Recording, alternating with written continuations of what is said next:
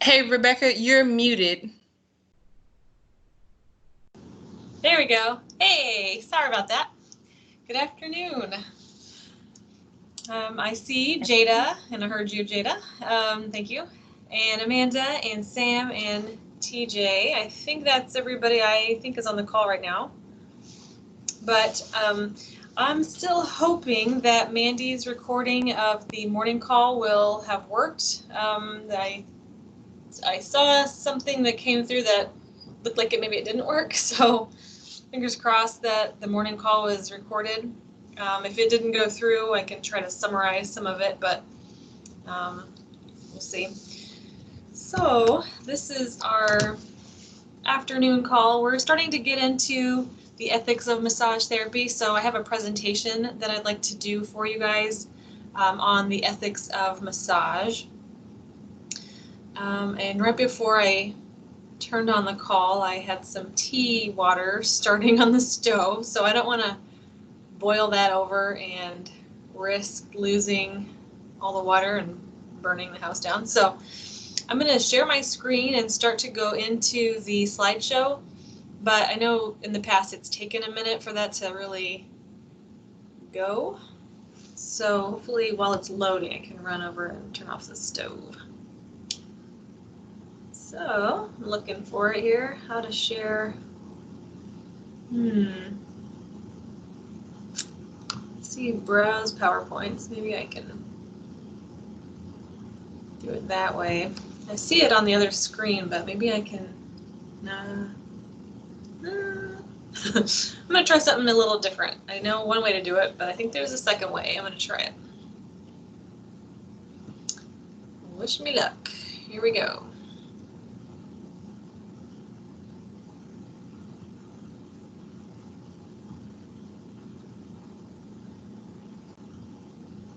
Oh, no, that's to upload the file. Okay, I'm just going to do it this way.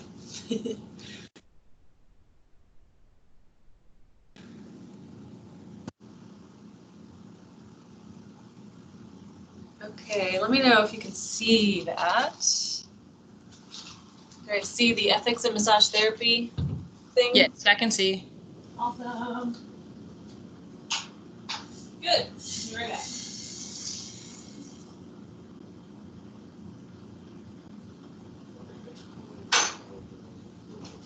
Okay.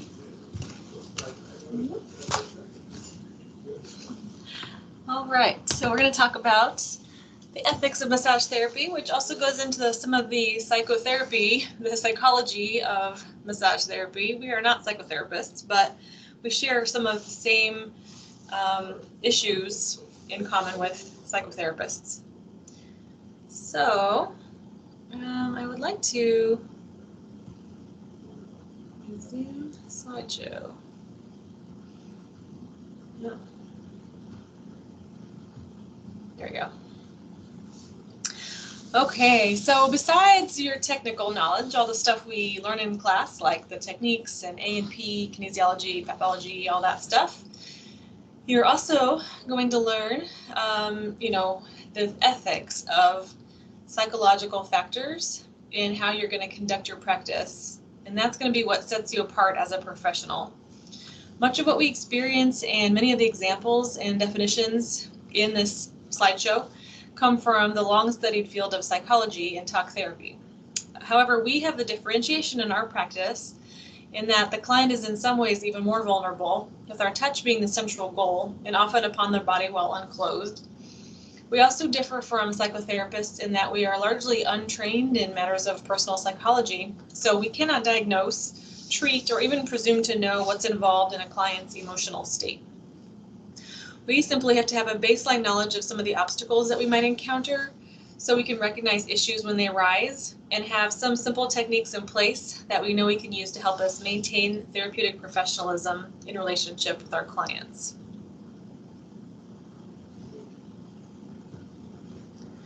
So, personal and professional ethics. To define them in a general sense, ethics is the personal beliefs relating to what's right and wrong. And a code of ethics is a set of guiding moral principles that governs a person's choice of actions. So professions, such as massage therapy profession, is regulated and represented by a professional association, which has a code of ethics to which we adhere. So professionalism in massage includes the application of massage technique to a client and involves clear communication, managing boundaries, and ethical business practices. So as a deeper look at the definition of ethics, I'm not going to read every word to you, but you can look through them and see some synonyms for these words. Ethics is a person's moral principles that governs their behavior or the conducting of activities. So if you've ever heard somebody talk about a moral code or their creed, their ethos, their standards, this is what we're talking about, the right and wrong for that person.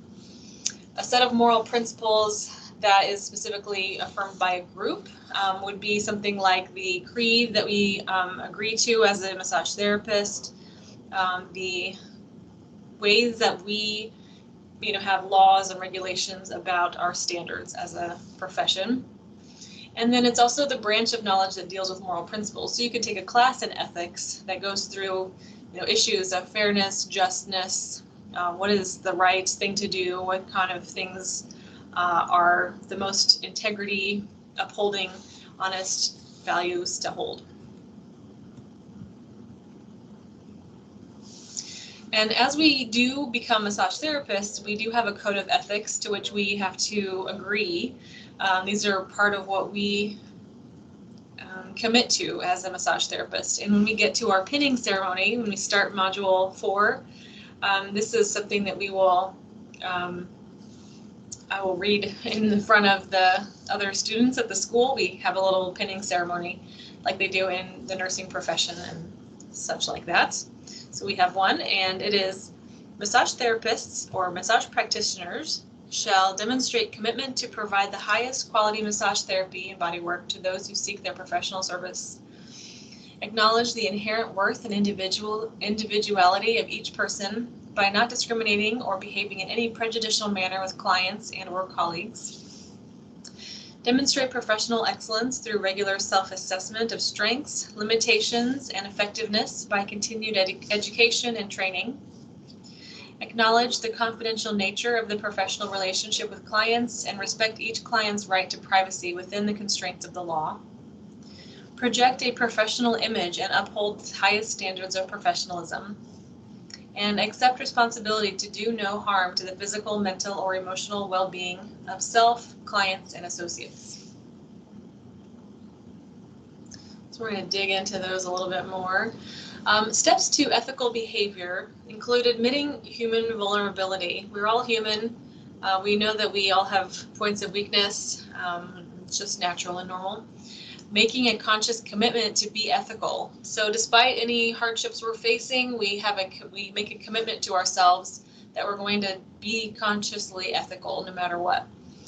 Then we learn about those standards in the profession of massage therapy, so we know what that entails.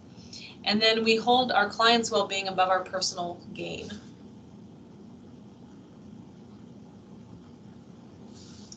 So some culprits that are common for us in doing the wrong thing sometimes, when we make an unethical decision, it's usually motivated by power, money, sex, or emotional needs like the need to be loved, the need to be right, lack of assertiveness, not standing up for ourselves, unexamined personal issues. Maybe we have something that's from our childhood that we are not thinking about. We haven't really worked it out, and so we're acting out of that place.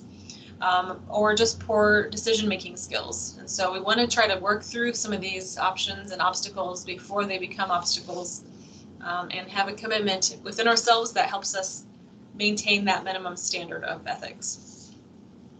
The short summary of all of those things in the pretty circle on the side there is that good self-care lowers your vulnerability. So if you're taking care of yourself first and making sure that you are healthy, then you're less vulnerable to making an unethical decision. So personal wellness involves environmental conditions, spiritual conditions, or personal wellness, environmental wellness, spiritual wellness, physical wellness, social wellness, emotional wellness, occupational wellness, and intellectual wellness. So occupational wellness is the ability to get personal fulfillment from your job or your chosen career field while maintaining life work balance. Intellectual wellness is the ability to open your mind to new ideas, experiences that can be applied to personal decisions, group interactions, and community betterment. Environmental wellness involves your ability to understand responsibility for the air quality, water quality, land quality around you. Spiritual wellness includes the ability to establish peace and harmony in your life.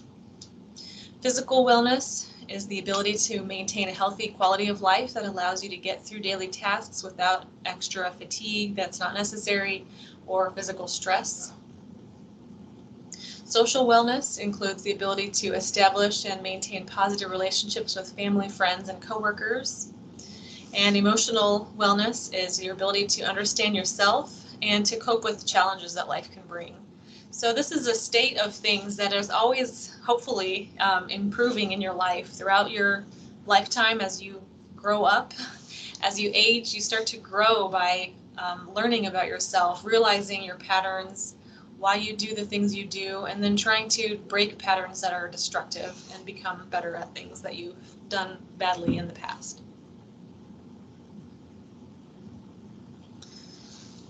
So what does one of those things, this is breaking down the elements of the massage therapist's code of ethics. So one of them is demonstrating commitment to provide the highest quality massage therapy and bodywork to those who seek your service. So we wanted to demonstrate the highest quality. And what does that mean to you? Anybody want to volunteer some of their own personal, if you have a strong feeling about this and your own personal ethic about being a high quality person, what kind of things would you think of for yourself? What does providing the highest quality work mean to you?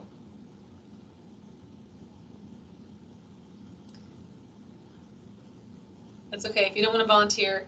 I did put some of the things up here that I would think fall under this. You know, always doing your best. Remember that doing your best doesn't mean you're always doing the same every day. Your best differs based on how you are. If you're sick, your best might not be as good as when you're feeling like on top of the world on a different day. So doing your best all the time is a way to make sure that you're staying at that highest level ethic commitment, even though your best from day to day is not always the same.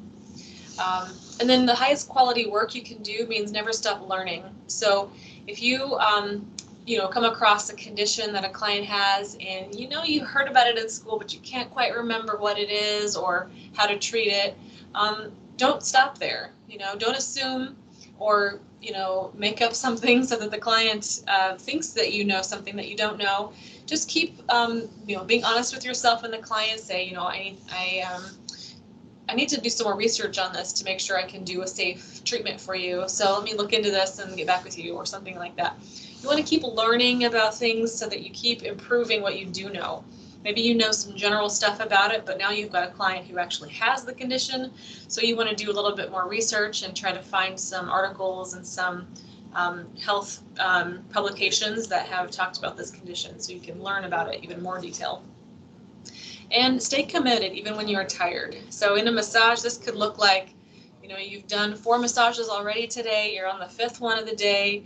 You're pretty tired. You didn't sleep real well last night, and you had this whole day scheduled. So you got this client on the table who's still expecting your best work, and you are tempted to be distracted during the middle of your massage by daydreaming or thinking about how you're going to relax after work or whatever. But committed means sticking to it so that your client, that 5th client, still gets the same good effort from you as your first client did.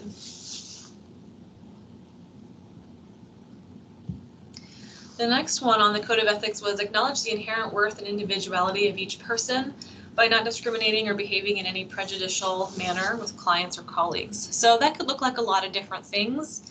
I thought of a few examples that could come up in a massage therapy practice. So this could be things like treating clients differently if they are different than you. So if they have a different religion, politically they're on the opposite side of the spectrum as you, maybe racial issues are a problem for you, gender status, if you have a client who's presenting like a different gender than their name matches, this could be something that may might cause a person to be prejudicial. But our part of our commitment to client health is to treat every client as an individual who needs that help and nurturing.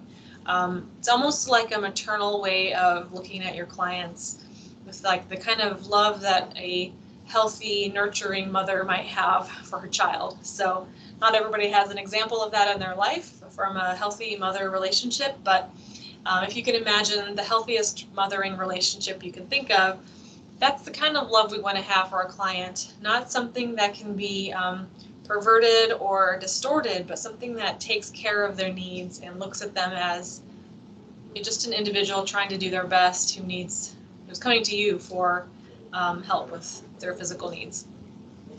So if it's somebody that triggers you in some way that you cannot overlook, this is a chance for you to refer to a different therapist. But in our best ethic, to do our best to overlook these things, to press on to help them despite these things and not let those cloud our judgment or our treatment, is the highest ethic. And I've had struggles with this myself, like a client who was very politically different than me, talking about politics while in my business, and it was hard to listen to. I was upset by it, but I have to overcome that and put that aside. That's my personal feelings about politics, and it doesn't have a place in my treatment of this client's body. So I put that aside, and I don't talk about it, or just change the subject, say something gentle, and then move on into talking about the issues at hand, the reason they came in for treatment. Refusing a client who can't afford to tip. You have sometimes the choice in your clients, especially when you're a self-employed practitioner, and knowing which clients are likely to leave tips and not should not affect your decision to work on them. So some people save up every dime they have to afford that menu rate that you've listed. And if you've listed that rate as your price, then you should be content with that price if someone pays it. Tips are only extra, and you shouldn't be expecting that is what you need in order to make a living, especially if you're self-employed. If you're self-employed and you get mad if somebody doesn't tip, you need to raise your rates or get over it yourself. If you're employed in a place that is expecting the average client always leaves $20 tips, then you can expect that, but you shouldn't be disappointed if somebody can't afford a tip. So you should still treat them the same regardless of that part of the interaction. And then refusing to work equally with a teammate or colleague or classmate who comes from a neighborhood you dislike.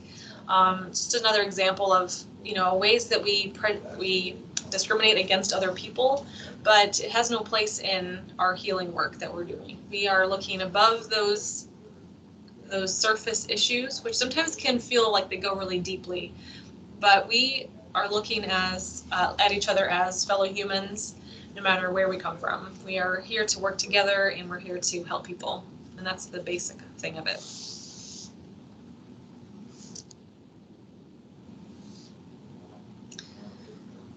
And keep educating yourself is key. Demonstrating professional excellence through regular self-assessment of your strengths, limitations, and effectiveness through your continuing education and training. So never stop learning. This is a valuable life tip regardless of your profession. And looking at yourself continuously helps you improve. So how do you do that? How do you keep assessing yourself? Stay awake and aware during your work. So don't drift off while you're doing a massage. It is relaxing, but don't go off into la la land. Pay attention to the flow of your session. That helps you notice what things you did this time that you might have done differently at another time. You can compare, how did it work this time versus last time? Does it need to be different for this person's body? Or did this work better for them and other things work better for other people? Or maybe I just learned a new technique or created a new flow for myself that I like better, and I can use this on the next person too. It helps you learn more each time you work. Notice what doesn't go smoothly so you can adapt and try a new approach. And always work within your scope of practice. Refer out and then seek education if you're interested in learning a new modality that somebody's asking for. Confidentiality. Acknowledging the confidential nature of the professional relationship with your clients and respect each client's right to privacy within the constraints of the law. So we are on the cusp of the healthcare field to where we like to use the same guidelines as HIPAA, that big long list of disclaimers that we get from the doctor's office when we sign up in their offices. But we are not technically bound by HIPAA. We just like to use the same basic confidentiality standards so that patients know they can trust us. And in ethics is like a not law, but a code of ethics of what we know is the right thing to do. We know that this is the right thing to do. So we provide a confidentiality for our clients that is the same as HIPAA level, because we know that that is what they deserve and what we would want if we were in their shoes. So we don't talk about other patients with a current patient, or we don't talk about clients outside of their own session. We won't necessarily tell anybody else that they are a client. For example, for confidentiality in your workplace, you want to keep client client files confidential. So you want to keep them organized in a place that you can lock so that they aren't accessible to anybody else. You don't leave their files sitting out on the desk so that other people who walk in will see them. You don't use their names when you're talking about the client in the presence of others or any identifying information. So what I mean by this is not that you'll tell other people about clients, but sometimes we might talk about a situation or a case. I've done that a few times, like in this morning's call, talking about clients who acted inappropriately. I still keep confidentiality because I want to tell a story about a client, or if they've got a certain condition I'm trying to teach about, I can tell a story about a client. But if there's something identifying about them, where they work, or who they're married to, or whatever, I don't want to talk about that stuff because that's their private confidential information. So I won't use that identifying information to other people. And then we want to make sure that clients know that they are entitled to privacy, and we have them sign a consent form before they start a relationship with us that says they understand that their files and their name and all of that is confidential, that we won't be sharing that information unless they give us permission. And then we have a form that we can create or get offline that gives them a release of information form, so that if we want to call their doctor, like on the oncology role play, if we want to call their doctor and get a permission to do massage, we want them to give us permission first before we tell the doctors that they are a client of ours. So they will sign off their permission on a release of information form before we share that information with anyone. And if you are sharing a client with another therapist, I've had professional relationships with other colleagues where a client of theirs came to get massage from me, or vice versa, and the client usually is fine with that. They want us to share information, but we let them know that we can't share information unless they give us permission. So we have them sign something that says it's okay for you to share my file with the other therapist. So that way we can compare our treatment notes and make sure we're doing the best for the client, but we don't just assume that it's okay to read what the other therapist has written about them without their permission. Professionalism. You want to project a professional image and uphold the highest standards of professionalism in massage therapy. That's part of our code of ethics. So what kind of things do you think about when you think of the highest standard of professionalism? Oops. I went to the wrong screen. Oh boy. What kinds of things do you think of when you think of the highest standard of professionalism?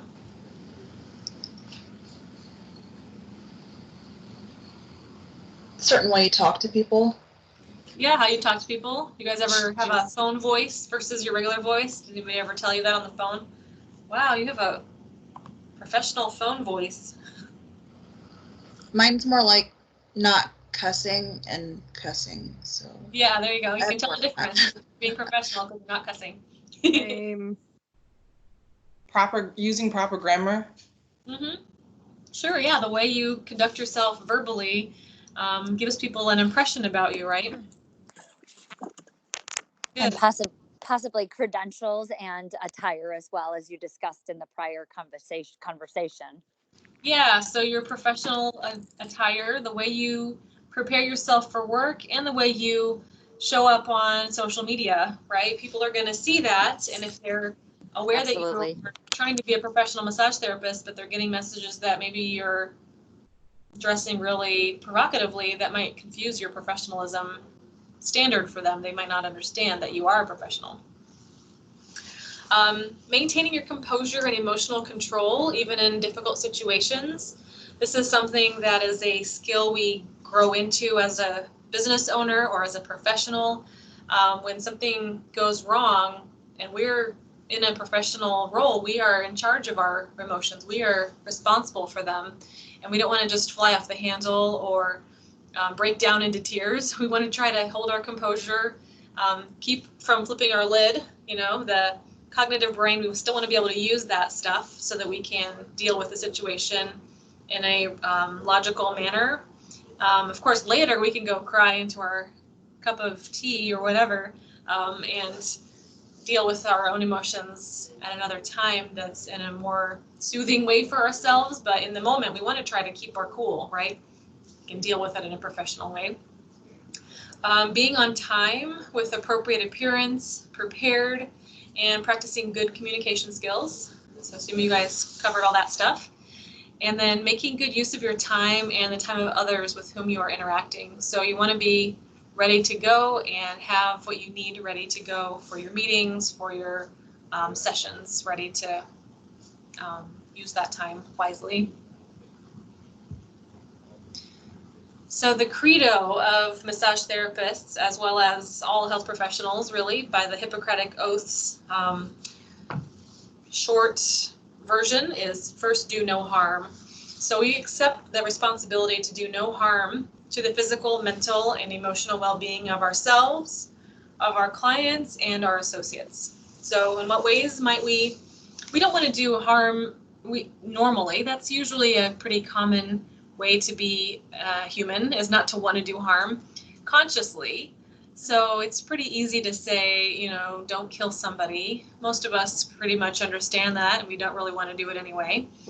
But a lot of times we inadvertently do harm. So we might accidentally harm others, or just by not being very mindful or thoughtful about others. So in what ways might we avoid inadvertently doing harm? Here's some examples. Treating every client as if they are precious to you as your grandmother or your child. So like I said, not everybody has those healthy relationship models to use as an example, but just imagine the healthiest relationship, somebody who's as precious as your most precious grandmother, or as precious as your most precious child, somebody that you think deserves good treatment and care. We want to treat clients as if they are just as special as that person. So there's a reversal of that to think about yourself, and that helps put this into perspective. I like this translated quote from the Buddha that says, even you yourself deserve the same respect and love as anyone else in the universe. So if you can think of anyone in the universe who deserves the most love and respect, okay, you deserve the same as that. So just like the golden rule, love others as you would love yourself. If you don't love yourself the same way, then you can't really love others well. So think about the most care, the most respect somebody could deserve, and then also start with putting that on yourself so that you can give that to others. Act with integrity. You want to keep yourself above reproach so that you are always taking that high road and that somebody can't say that you haven't. Keep looking at yourself, examining yourself for any hint of selfish intent or harmful intent, and remove it. This is the client's treatment. So, if you have a client who's kind of talking about things that trigger you. You might feel emotional, memories coming up about something that's gone on in your life. And maybe you want to talk about it. You just wish you could, use this session for a little bit of your own psychotherapy by talking it out.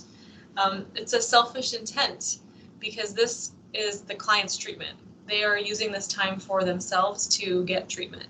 If you want to get a massage about it, you should schedule a massage and get a massage about it.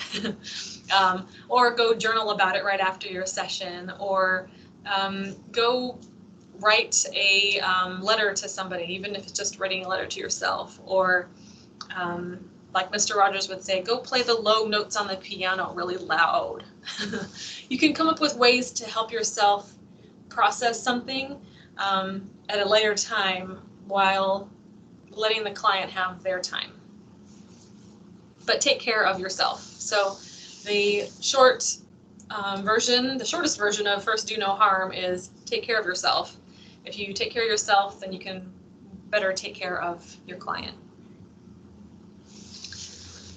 So ethical principles for massage therapists, another way to look at that list of the ethical creed for a massage therapist is to give your best to each client and hold your client's well-being above your own personal gain.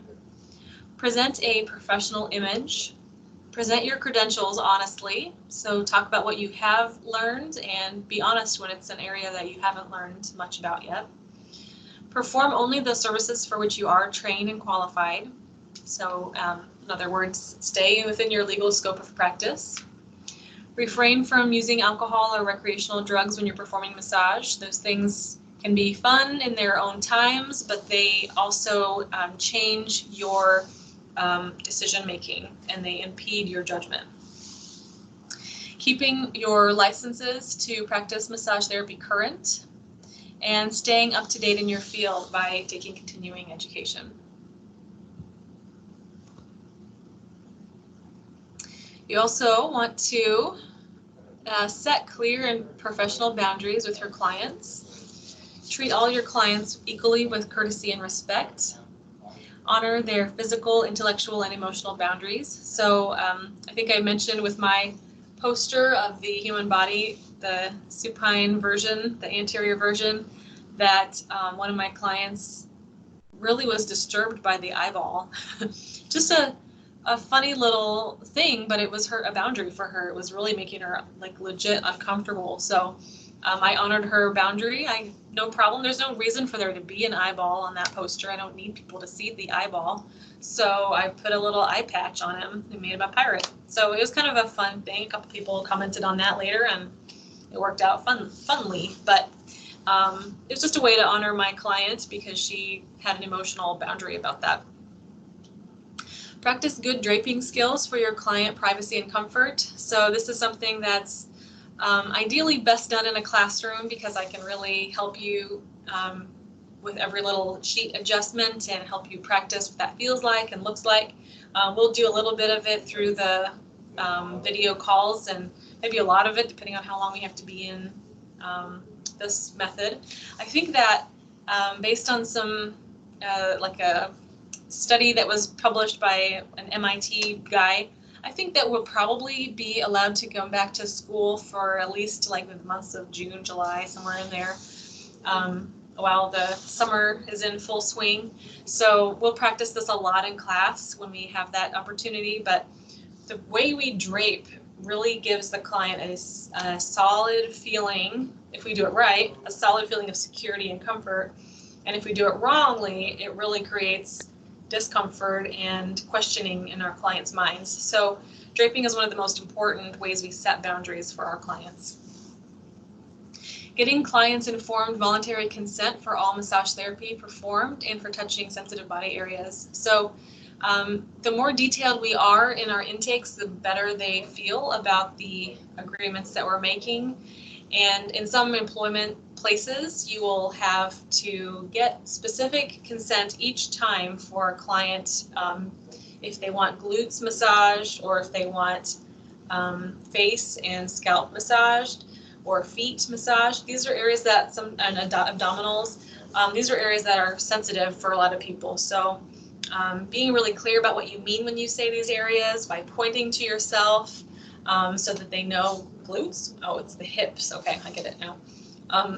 So being sure we are clearly communicating that each time and being sure to get consent from them.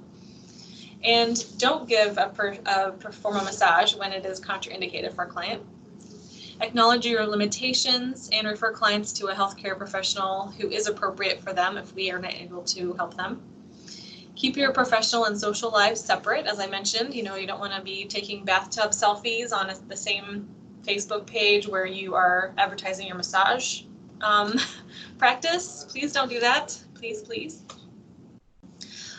Don't engage in sexual activities with clients or sexualize a massage session in any way. We are trying to give a new way of looking at touch. We want to change the world with our therapeutic touch. This is one of the oldest method of communication we've got, and it's a way we all need to feel human connection for our optimal health. And we want to make sure people feel that instead of getting these conflicting, damaging touch things that have been happening to them and to us most of our lives. We've all had bad touch experiences, and we don't want to give those to our clients. We want to change the narrative for them and teach them good touch. And keeping your client's information confidential. So let's talk about another psychological phenomenon called power differential. So in professional ethics, we have something called the power differential between ourselves and our clients. That's our ability to guide the session, to act as the authority and maintain healthy boundaries and the therapeutic relationship. And it arises out of the authority that the client is granting you as the therapist and their perception of you as someone who's skilled in your profession. So they give you power because they know that you have been trained. You are somebody that they've been told they can trust because the state has granted you this license, the school has granted you a certificate, and you are somebody that comes to them as a professional that they can trust. So power differential is an important emotional boundary of which you need to be aware as a therapist. As the massage therapist, you're going to have clients who are in the nude beneath a drape while you are standing over them. So that's obviously a situation where there's a power differential, and you should not exploit that in the massage session. So an example of exploiting a client's position, it's not just a sexual thing, it's also like your client is a lawyer and you really need some legal advice, so you start asking them questions about their profession while you're doing the massage. That's abusing the power differential that you have because they won't feel that they can stay quiet. They have to talk to you about it if you're asking them questions. And so you're taking advantage of their vulnerability in that moment. If you or the client maximize the power differential by making it even more extreme, taking advantage of it, then that's unhealthy for both of you, probably. At least one of you, if not both of you. Clients who turn over all of their healing power also tend to place unreasonable amounts of responsibility for their well-being on your shoulders. So over time, they might start to express resentment or bitterness at their lack of progress and blame you for poor treatment. We really ideally want to empower clients to take responsibility for their own well-being, and we want to just be a tool or a vessel to help facilitate that. Clients without power are less able to question your decisions or voice concerns about the quality of sessions. They are also less able to protect themselves in the event that you or another massage practitioner act unethically during a session. So that makes them more vulnerable to predators. If they don't believe that they can speak up during a session or say that they don't like something, then they're going to be less likely to speak up and then more vulnerable. In any case, whether the client actively gives all the power to the therapist or not, it is always your responsibility, whatever happens in the session. It's just like in swing dancing. It's always the lead's responsibility to be responsible for the swing out that you're doing or the flip in the air or whatever is happening. So he or she can make the follow look good by doing a good job, but even if she messes up, it's still the lead's responsibility. The person who's responsible, the therapist in this situation, has to constantly strive to understand and minimize the power differential. So you want to be aware of it so you can keep from giving that feeling of abusing your power or lording over them. So we'll talk about some specifics.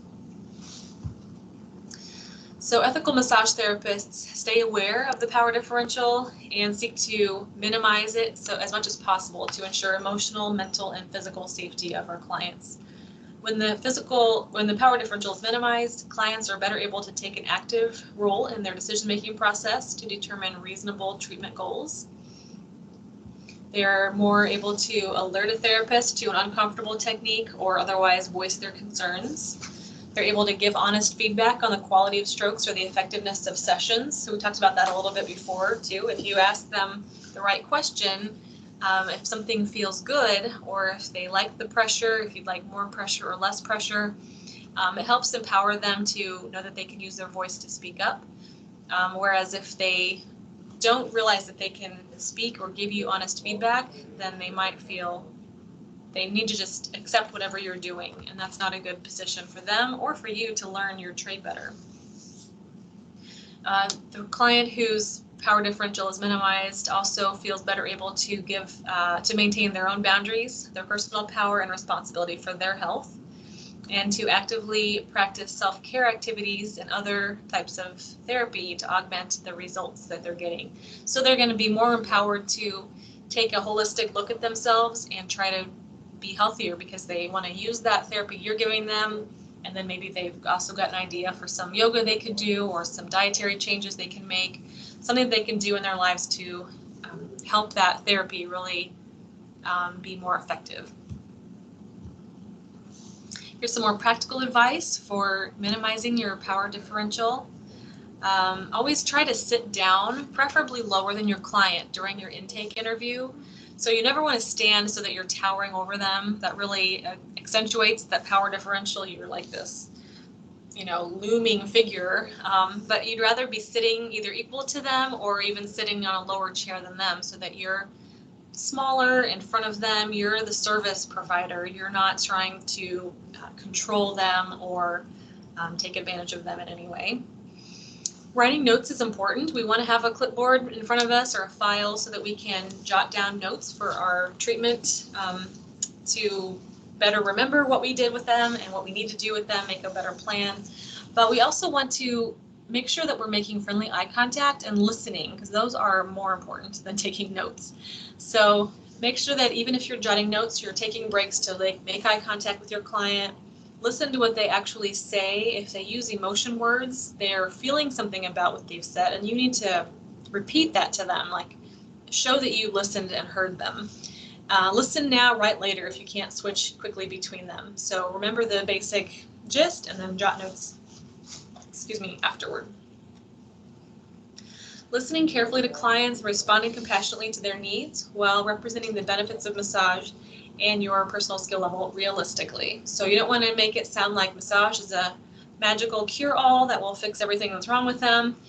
You want to make sure you're being realistic about the expectations they can have about what massage can do for them. Give them choices about the types of techniques that might be used in a session or about which body areas will receive the most attention during the massage. If you stay attentive, you'll notice when a client tenses up because of discomfort and urge them to speak up if it causes pain. So you can talk about all of that, and you should talk about that before you ever get started, making sure they know if they're uncomfortable to please let you know, to speak up. And you can change anything. You can change the pressure, you can change the speed, you can change the amount of lubrication you're using, you can change the temperature, you can change the music, anything like that. So you want to let them know they have power, they're the boss, they can tell you what they need to be done differently, so that you don't cause discomfort and you cause beneficial effects instead. You can even give them options like, so you said that your neck, back, and shoulders are the main areas that are hurting.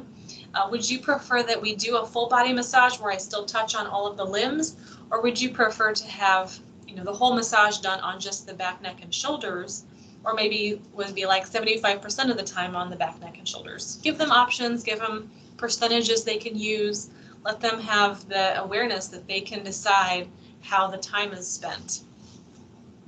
And then you can also encourage them to seek out other therapists who might help them with their treatment goals and discuss self-care options that would speed up or enhance the treatment outcomes. So empowering them to do some kind of self-care afterwards, that's a good way to give them some homework that they can use that will help them. And also, maybe in addition to massage with me, I'm grateful to have you as a client and I've enjoyed our sessions together. I still think we might have more benefit from doing more massages, but I also think you might benefit from this other massage therapist that I know who specializes in this other kind of modality. So I recommend it if you are interested in trying it out for one of your treatments instead. I can give you their number. And I've told clients it's always good, I don't expect loyalty from my clients. It's not like that. There's plenty of massage business, plenty of need for all massage therapists. I don't think we're in competition with each other at all, but I do think that it's good to have massage from various different people. So you feel different techniques, you can see what things you like, and then let your other therapists know if there's something that they've felt in another massage that they really wanted you to do. Let them tell you about that, so you can tell them what they can tell you what they liked, and then you can try it out and try to make sure the session is even better for them.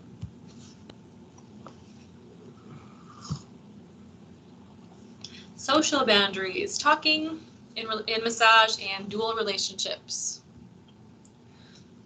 So social boundaries, talking in a massage is a normal human interaction.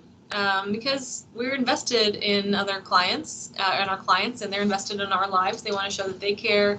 We want to show that we care. But remember that the client is there to get a massage and relax. So as a massage therapist, you're going to have to learn how to control the urge to be invested in their life and provide them with a relaxing environment. So this will include refraining from talking about their work life, their kids, their vacations, their cool tattoo, your personal interests, all of that stuff. You may have some interactions where they start a conversation, and so you have a brief chance to converse. Maybe choose your sentence of response very carefully, but keep it to one sentence so that you can keep them focused on the relaxation aspect. If the client tends to drift toward conversations, it might be their nerves showing through, or as we talked about earlier, they might be reliving traumas or have some kind of emotional issues going on that they really just are talking without realizing they're leaving their body, they're up in their head. So it's your professional obligation as a therapist to try and draw them back into a relaxing and therapeutic environment. The tone of voice you use when you speak to them, you can choose a very soothing tone. You can speak very slowly and quietly to help bring them back to that kind of mode. If they're breathing faster or talking faster, they're kind of out of that rest and digest mode. They're back in fight or flight, got to get some stuff done, talking fast. It's also part of your responsibility to let them know at the beginning that silence is okay. A lot of people don't talk during massage. They might even fall asleep, and that's totally fine. That means they're really relaxed. But you also want to let them know that they can speak if there's something they need to change about the massage. So give them both sides of that so that they understand that they can do both speaking about the massage if they need anything changed, and that it's okay not to talk, and that you want to respect their ability to unwind and just enjoy the quietness. And that gives them a chance to be present in their bodies, and for you to maintain your concentration, make sure you're getting the same treatment on the right side of the body as the left side of the body, things like that.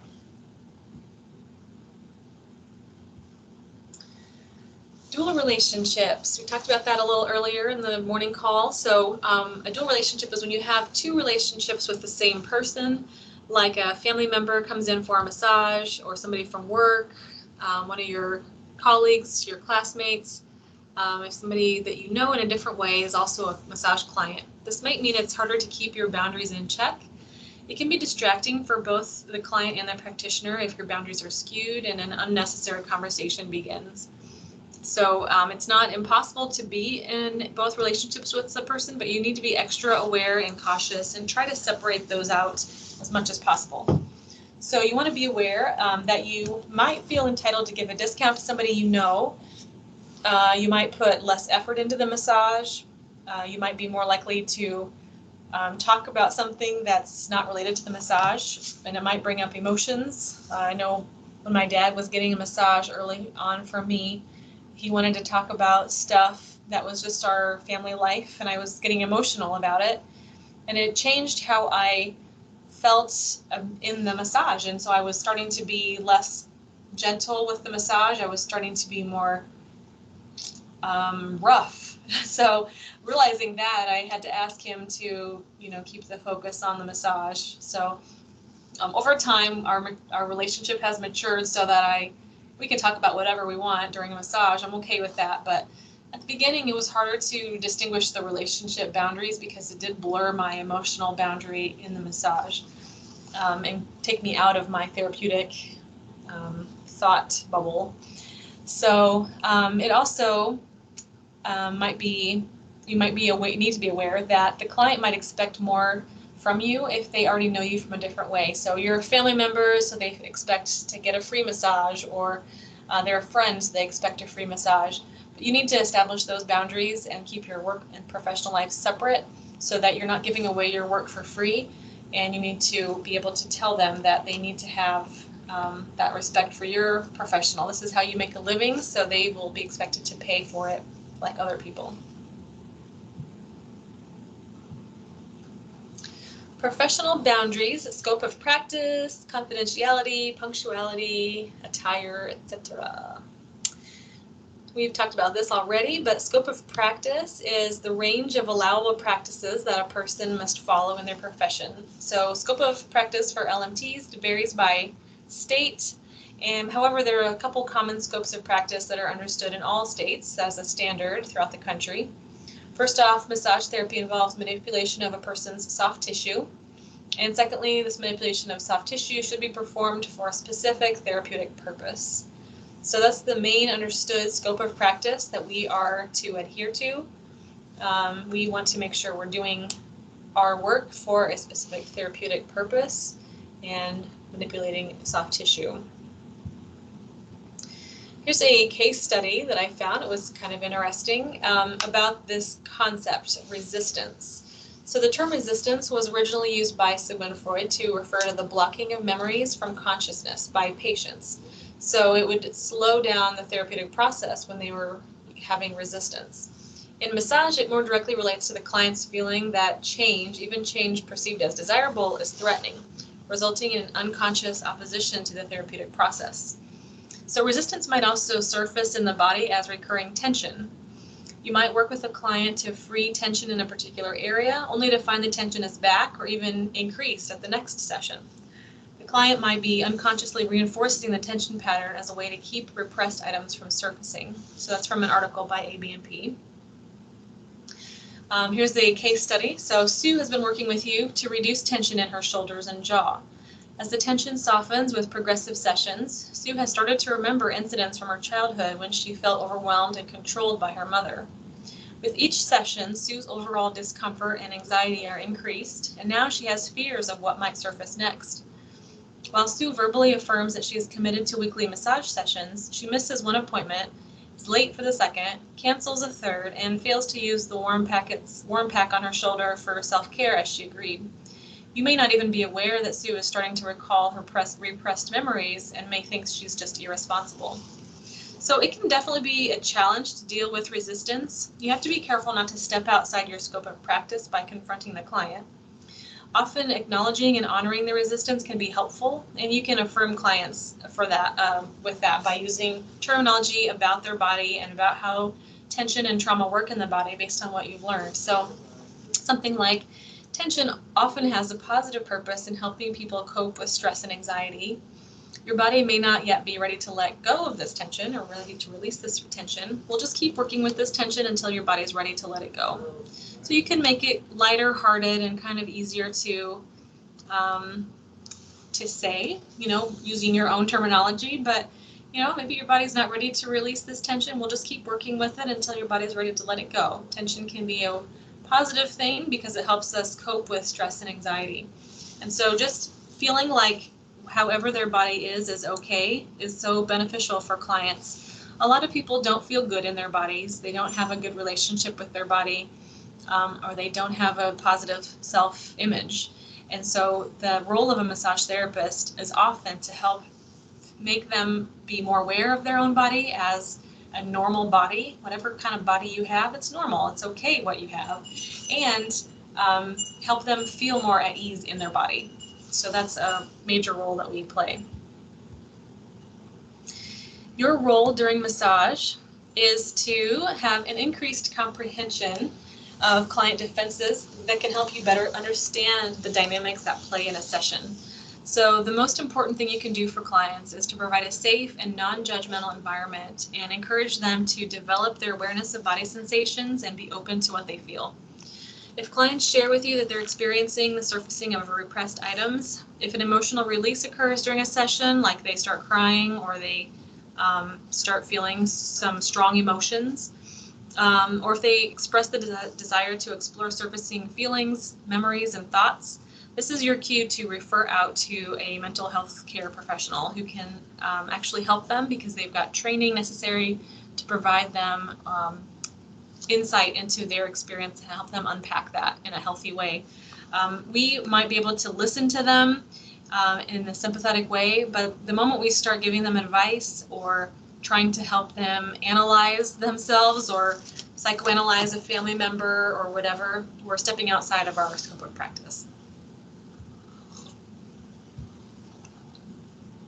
Punctuality, attire, and professionalism. So you want to own your reputation. What kind of person do people see in you? What kind of image are you putting out there?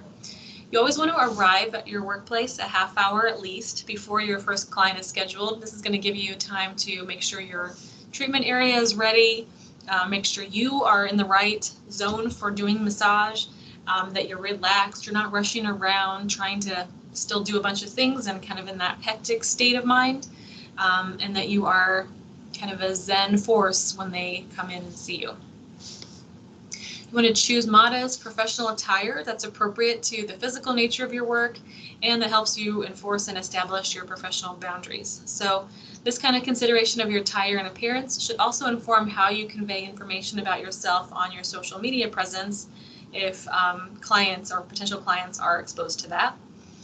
And you should keep clear boundaries between your professional and personal lives. Or if you want to integrate them, make sure you're doing that in a way that's above reproach across the board. So you can, if you conduct yourself in a professional manner on your personal page, then it's okay to have that be the same as your professional page. But you want to make sure you're putting that professionalism image out there wherever it's going to be seen by somebody who's seeing you as a professional. The way in which you conduct yourself and your business is a reflection of your integrity, trustworthiness, and professionalism. As the role model and professional, be mindful that the way you speak about others, the way you do business, and the impressions you leave on people are always being observed by others. This will make or break your professional image and reputation, and thus your business.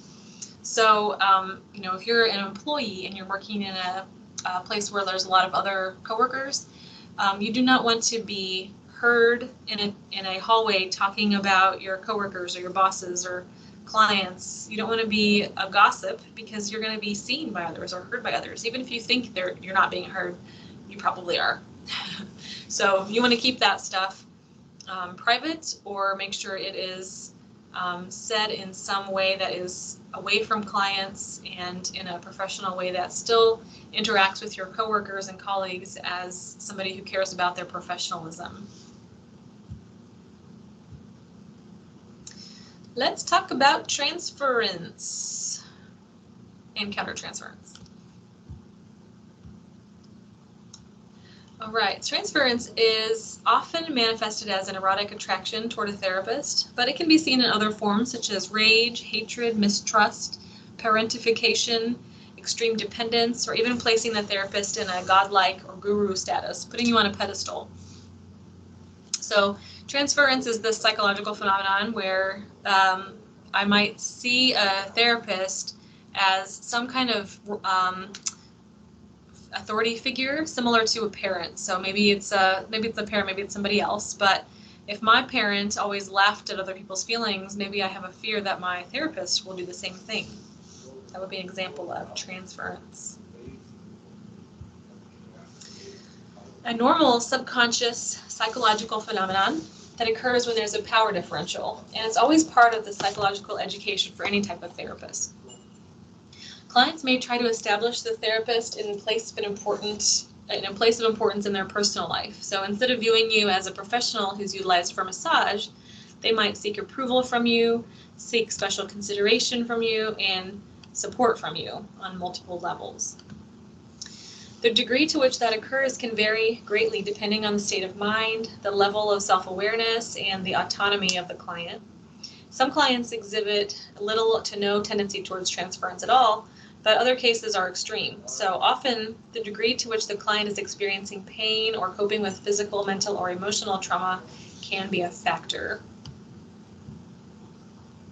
Here's another example. My mother, when I was little, said, "I don't have time for this," and I just thought I didn't have, I wasn't valued by her. So I really want to go to my massage every week.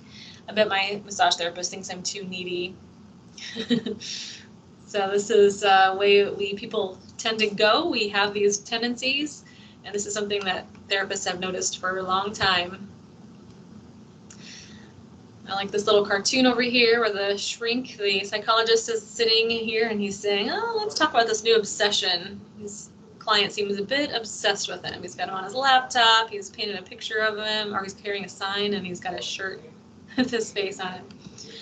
So here are some behaviors that might signal transference. Asking the therapist questions about your personal life, disclosing very personal information in early sessions, regularly bringing you gifts or leaving excessively large tips, giving the therapist too much credit for personal progress and overly praising you, inviting the therapist out to social engagements, asking for friendship or seeking sexual involvement, asking to set up sessions when you're not in the clinic schedule or asking for a special schedule, having difficulty leaving at the end of the session, and demonstrating behavior that prolongs parting, like asking for more treatment, asking questions about the session, or starting a personal conversation. Seeking the therapist's support in emotional and personal issues, and asking for the therapist's approval and reassurance on matters that are not related to massage. So to combat transference, we want to start off on the right foot, be thorough, and to establish your boundaries from day one. So post your policies online so that clients who are interested in seeking your services will see them early on, and be sure to cover them thoroughly in every new client intake interview. In some situations, the client might experience feelings of anger, disappointment, rejection, and shame when you resist allowing that relationship to be personalized. So setting good boundaries and paying attention to the way in which the therapeutic relationship is established are probably the best ways to decrease situations of transference. And then to help yourself be prepared, you want to practice verbiage for reestablishing emotional boundaries with clients before you deliver them. If an issue arises during a session that makes you feel that you need to reestablish the boundary, but it's not an urgent situation, so it could wait until after the session, then you can practice your phrasing as you wash your hands and wait for them to get dressed. Or you can call the client a few hours after the session to clarify your intent and boundaries before their next session. So depending on the urgency of the situation, if it's something urgent, like they've crossed a sexual boundary, you need to address it right away by telling them that what they've said or done is inappropriate, and maybe even ending the session. But if it's not urgent and you can wait until afterwards, then let them have the quietness of the relaxation, and then after they're done and you're back in the lobby, you can say something about it to reestablish your boundaries. Countertransference is when the therapist's emotional entanglement happens with a client. So the Venn diagram of the professional relationships, transference and countertransference, the therapists themselves have personal issues and the client has personal issues, and then when they cross over, we have a sense of entanglement with the client in our own emotional state. So there's a little cartoon here, some savage chickens. I hate you. What if you're just projecting? Maybe I remind you of things you dislike about yourself. Ugh, now I hate you more. So that's a self-hating chicken, I guess. Countertransference is just the opposite of transference, where the therapist unloads past issues onto their client. It's also when the client is unable to separate personal feelings from a therapeutic relationship. So a massage therapist is supposed to recognize this and keep it out of the client's therapy. A few examples of countertransference include excessive thoughts about a client and their problems after they've left, playing the role of a helper or fixer, thinking only you can relieve their pain, etc. The primary responsibility of the therapist is to avoid confirming our clients' toxic beliefs about relationships. So that goes with sexualizing touch, and it also goes with their just emotional interaction with how we talk to them and how we treat them. This statement was designed to speak more for psychological therapists, but it can also apply to massage therapy regarding their toxic beliefs about relationships and touch. So some of the primary reasons are clients remind us physically or emotionally of someone that we've had strong feelings for in the past or that we currently do, whether those feelings are positive or negative feelings.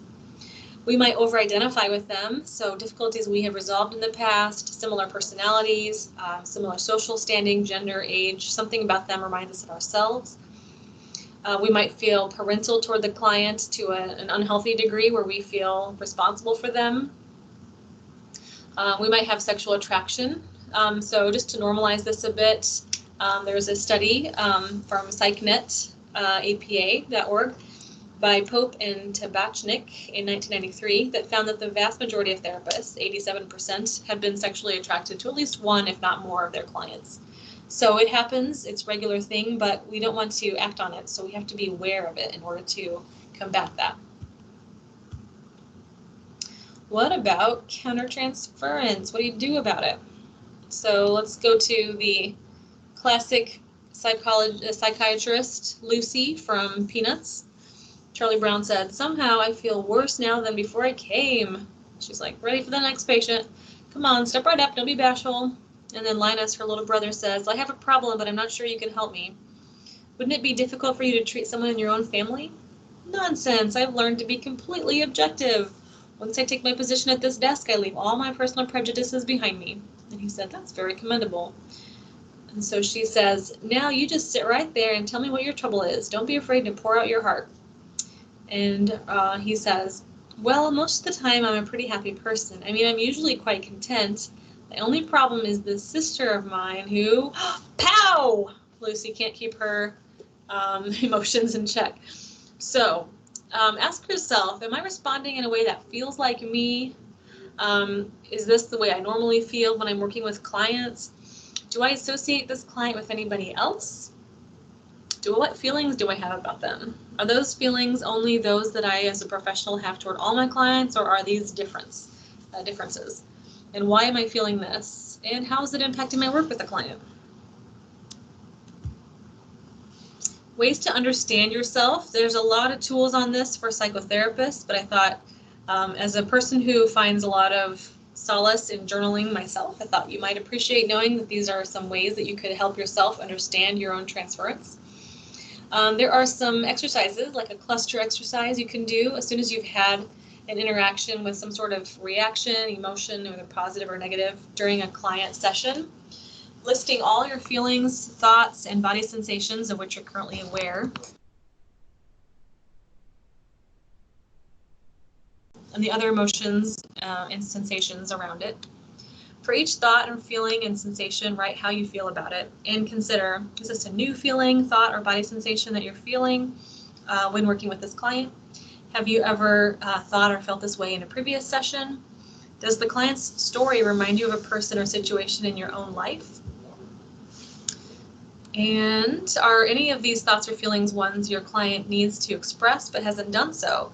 For some people who consider themselves an empath, we might be able to kind of pick up on an emotion that somebody else is feeling, and then we take it upon ourselves. So think about that. If you feel like this is something that you've received from the other person, This is the realm of a psychotherapist, so this is not where we would help them. We would refer them to a psychotherapist who can help them, but not able to really help them unpack that ourselves. So, also on this note, there's a whole link here to countertransference journals that psychotherapists recommend for each other. So when the feeling reaction belongs to you, you can process your feelings by writing with these prompts, like right now I feel or think this. This particular client's story reminds me of something and it's this. Today I'm affected by this client. And then chat with your feeling or thought. So ask it a question with one color ink and write what you think is the answer on the other color. I've also heard a well-renowned author say that it is impossible to lie to yourself if you write with your non-dominant hand. So remember we practiced that right-handed, left-handed writing. If you write the question to yourself with your right hand and then answer it with your left, it's helpful for you to process using both sides of your brain. So just write down your first thoughts, and there's an example there. You can come back to this if you want to look at it in more detail. What's going on in your current life situation? Are you sleeping enough, working too much? Do you have leaky boundaries? Is there a personal situation that's standing in your way, and how are you going to look after yourself? And then if your client's thoughts or feelings are rubbing off on you, if you feel like that's where they're coming from, then write down what you wish for them and then focus on your self-care. So create a ritual for yourself to do between clients to help you wash away everybody else's stuff and re-cleanse yourself, help you let go of them after each session, and then tap into what you learned from past supervision sessions about situations like this. Consider consulting with a colleague or supervisor or mentor. And then nourish yourself by ending with, I didn't know that this, or that. I didn't realize that, or what I need is this. And then sometimes we do need to consult with a peer or a mentor. If we've had too much disclosure of our own problems or concerns to a client, we need to take this to a mentor or somebody who we can talk it out with. We need to, and a peer in this case also could refer to a psychotherapist needing to talk to another therapist. So you could talk to a mentor, a colleague, or talk to an actual counselor about your situation if these things happen. If you have meticulous concern about your dress and appearance on the day of therapy with a particular client, that's a sign that there's probably some countertransference and you need to talk to somebody about your emotional state about that client. Sexualized daydreams or fantasies about the client. If you have rescue fantasies, such as I'll be a better parent than the original parent, or if we had only met under other circumstances. If you have feelings of being overwhelmed and anxious in the face of powerful sexualized countertransference feelings toward the client that the therapist begins to pick up. So any of those situations are a flag for you that you need to take it to a mentor, ask for supervision. Some other mentor or therapist could come to the session with you. You'll have to get your client's permission, but if they sit in a session with you, how will you feel differently about that? And it probably will be beneficial for you. In 1910, Freud said, we've become aware of the countertransference which arises in the therapist as a result of the patient's influence on his unconscious feelings. And we are almost inclined to insist that he shall recognize it, this countertransference in himself, and overcome it. So remember, self-awareness, self-care, mentorships, and continual self-improvement are crucial to becoming a clinically effective therapist. Seeing your own therapist helps you resolve unresolved issues, as well as other self-care processing methods may be also beneficial to you, as well as your practice and your clients.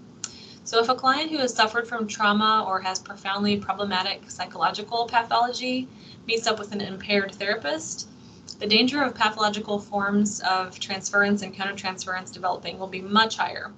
Keep yourself in shape, and that doesn't just mean physically, it also means mentally, emotionally, and psychologically.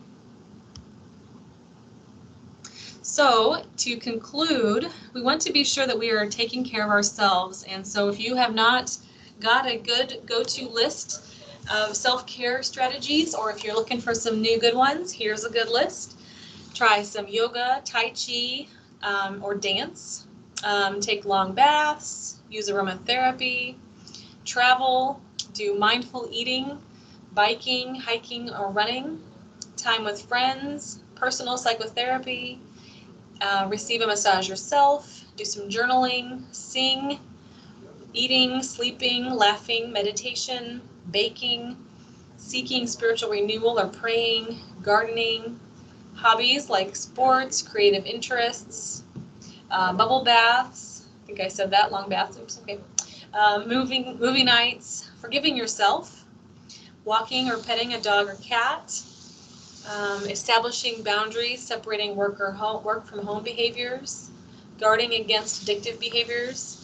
Oh, said behaviors for that. Okay, I see how I messed my formatting up a little bit. Establish boundaries, separating work from home, guard against addictive behaviors. Acupressure, tapping. There's a technique called the emotional freedom technique. I highly recommend it. Got some YouTube videos on that. Seek out experiences which instill hope and comfort. So find ways that you can take care of yourself and use them. That's it for this one. Does anybody have any questions or any final discussions before we go?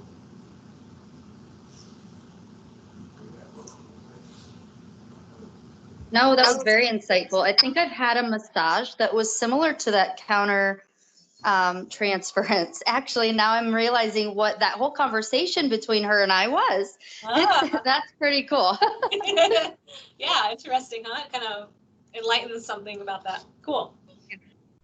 Yeah, I just want to make sure it was recorded so that I can go back and read the ethics of massage. Yeah, sure. It definitely is still recording, so we are on. You can definitely go back to this one and look at it again. Yeah, good. Okay, well, thank you guys. I'll talk to you tomorrow. Tomorrow, Wednesday, I'm doing my call earlier. So it's going to be a 9 o'clock call tomorrow instead of 1 o'clock. All right. Thank you. Have a good afternoon and evening. Okay, Talk to you thank tomorrow. you. You're welcome. Bye.